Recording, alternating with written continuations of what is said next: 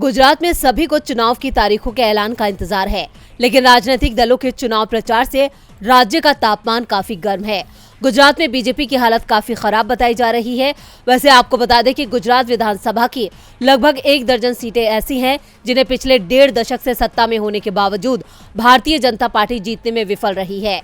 निर्वाचन आयोग की वेबसाइट से मिले आंकड़ों के मुताबिक 1998 से लेकर 2017 तक गुजरात में हुए 5 विधानसभा चुनावों में भाजपा जिन सीटों को जीत नहीं सकी है उनमें बनासकांठा जिले की दांता, साबरकांठा की खेड़ा ब्रह्मा, अरवली की भिलोड़ा, राजकोट की जसदड़ और धोरारजी, खेड़ा जिले की महुदा, आणंद की बोरसद, भरूच की झागड़िया और तापी जिले की व्यारा शामिल है।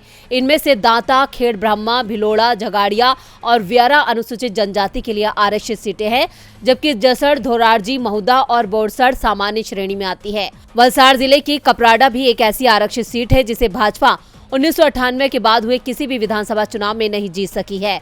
2012 के विधानसभा चुनावों में कांग्रेस के जीतू भाई हरिभाई चौधरी ने यहां से जीत हासिल की थी। परिसीमन से पहले ये सीट मोटा पोना के नाम से अस्तित्व में थी। इसके ज्यादातर हिस्से को शामिल कर 2008 में कपराड़ा सीट अस्तित्व में आई थी और 1998 से इस सीट पर कांग्रेस का कब्जा रहा। इस प्रकार परिसीमन से पहले खेड़ा जिले के कठलाल विधानसभा सीट थी। आजादी के बाद हुए सभी चुनाव में इस सीट पर कांग्रेस का कब्जा रहा। पहली बार भाजपा ने 2010 में इस सीट पर उपचुनाव में जीत दर्ज की। प्रधानमंत्री नरेंद्र मोदी उस वक्त गुजरात के मुख्यमंत्री थे।